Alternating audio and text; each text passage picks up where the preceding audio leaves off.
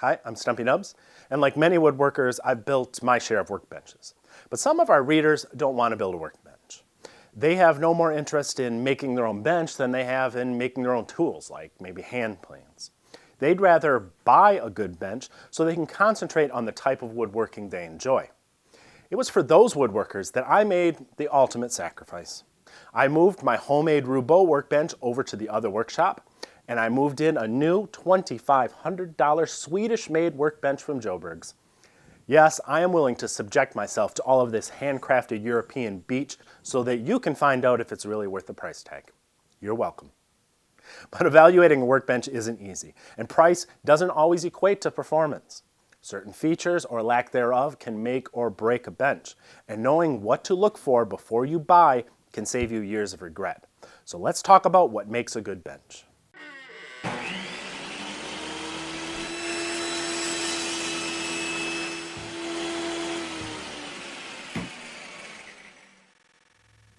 Let's start with overall construction.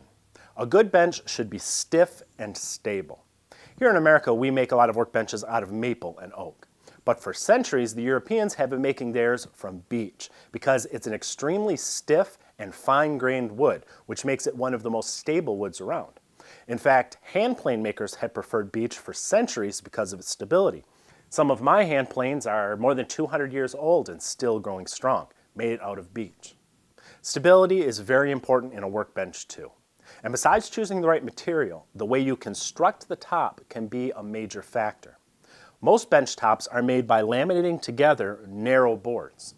This resists cupping when compared to a single slab top.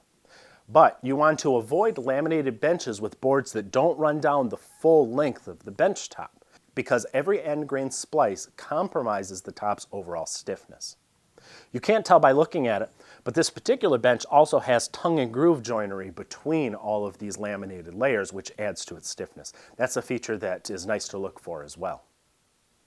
A bench top should also be thick to resist sagging. I've seen benches with 1.5-inch maple tops that look nice, but they sag over time. Unless you have a very short bench, you should insist on a top that's at least 3 inches thick. This one is around 3¼ inches, and it's 1 inch thicker at the aprons. That's a lot of hardwood. In fact, this top alone weighs about 200 pounds. And that brings us to another important factor when choosing a bench. It should be heavy. I mean really heavy. If you can lift it by yourself, it's not heavy enough. This one is about 300 pounds empty, 1/4 ton when the cabinet is full of tools. That's important because sawing and planing can rock and shift a lighter bench, wasting your valuable energy and quite frankly driving you nuts. I hate a rocking bench. I can't stress enough the benefits that come with a workbench that is rock solid. But even the heaviest, stiffest bench in the world is nothing more than an overbuilt table if it doesn't have the right features in the right places. A woodworking bench is meant to do one thing: hold your work. And I don't mean it should just hold it flat on a work surface. It should hold it securely so that you can work a board's edges, faces, and ends. That starts with the vices. A vise should be very easy to open and close. This particular one has very coarse threads, so it only takes a few turns to do it. A vise should also be well built because it's going to take a pounding over its lifetime, and it should resist racking forces. This is important because many tasks require you to clamp a workpiece on just one end of the vise. If the jaw doesn't remain parallel to the apron as you apply pressure, it's going to be very difficult to secure your work. Many vices require you to put a scrap of material on the other side of the jaw that's the same thickness as your workpiece to prevent that racking. That's not necessary with this vise because it has heavy iron tracks that run underneath the bench top which resist that racking force and keep it aligned better than any single screw vise I've ever used. The position of your vise is an important factor too. For a right-handed person, a vise should be on the left-hand side of the bench as you're facing it. That's so that you can clamp the leading edge of a workpiece that you intend to edge plane into the vise. Most commercially made benches that come with vices have it in this position already, which means you're kind of out of luck if you're left-handed. This particular bench solves that problem by making a vise that comes off easily and swaps around to the other side. I also highly recommend a bench that has an end vise because it allows you to clamp your workpieces flat on the bench top. Of course, you also need certain features in the bench top itself if the end vise is going to work properly.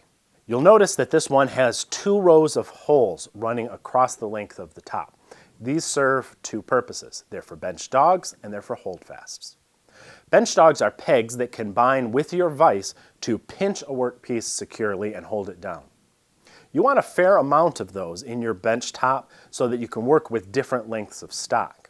And it's also nice if they align with holes in your face vise as well, so you can do that on both ends of your bench. Many benches are made for 3/4 inch bench dogs. The Sjobergs bench comes with a set of heavy steel 1-inch dogs.